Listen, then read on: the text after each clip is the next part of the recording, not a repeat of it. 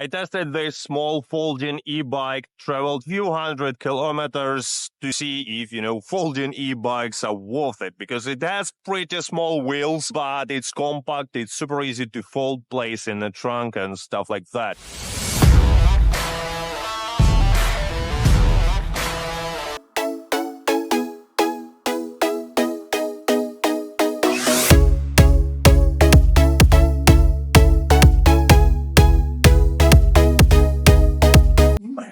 Oh, it comes like this, and pretty big box, pretty heavy. Okay, I actually forgot scissors, but it seems like box is occupied now. Please let me.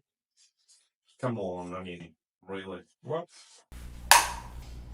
Okay, let me show you what do we have here. Obviously, we have a seat. I mean, how would you ride a bicycle without a seat? And it's adjustable. You can completely remove it for transportation purposes. Usually, I don't even remove it when I'm folding it and placing it in a trunk. So that's how it looks folded in a trunk. Yes, it can be even more compact, but it's a lazy way of folding it, just like in one move, basically. Pedals are pretty standard, but they are folding as well. It's relatively easy, like this, and unfolding is like this. So yeah, not a problem at all.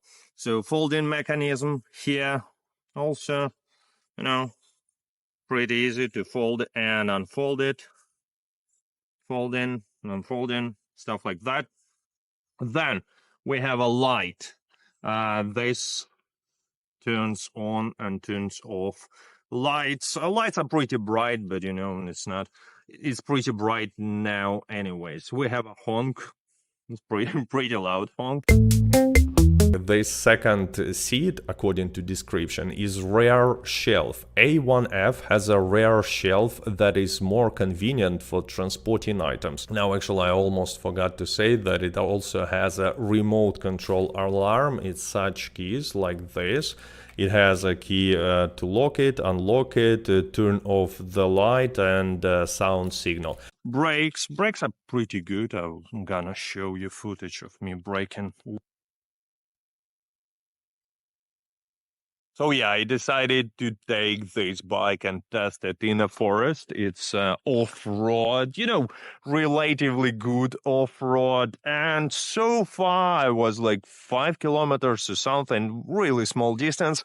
But so far I was going with full throttle, almost not using pedals. And I don't know, it's fine. It's obviously not a mountain bike, but it's pretty easy when the road is relatively good. And this road, as you can see, is relatively good. I mean, look, it's a donkey. Oh, wow. What is he or she doing? I'm not quite sure. I guess having fun. Okay, so I was driving for a little bit here. It's a pretty big hills, maybe even mountains, and I tried to travel through like off-road. There is no road at all, it's just a ground, and so far it was fine, but the ground has to be solid, obviously. When the ground is solid, it's like it's fine, even with only throttle. But anyway, the main purpose of this bicycle is to drive on a good bicycle roads, solid and flat. And that's what I was doing a lot in both modes. There are basically two modes. You either use pedals all the time and only help yourself when you go uphill, then you turn on engine and go throttle, or you use only throttle and use pedals only when you go uphill. So when the road is good, like for example here, good bicycle road driving is not a problem at all. Even if you only use pedals, like spinning pedals is pretty easy, no effort at all. And, there is no even need to use throttle.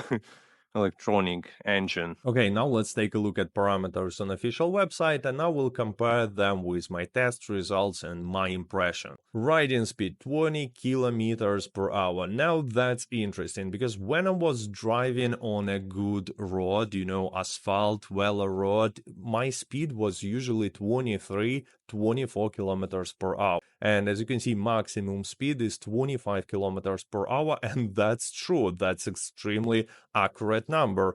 I drive it for a long time on good roads and never reached higher speed than 25 kilometers per hour. Few times I reached 25 kilometers per hour, but when there is no downhill, just a flat road, 25 is just maximum. Obviously, by using pedals, I was able to add few kilometers per hour, not much at all, but it's just not worth it, because when you go in a full throttle mode, there is almost no reason to use pedals, and maybe, I don't know, you're not supposed to use pedals at all. I'm just saying that you spin them and pretty much nothing happens. Anyway, range in a throttle mode is 30 kilometers, maximum range on one charge.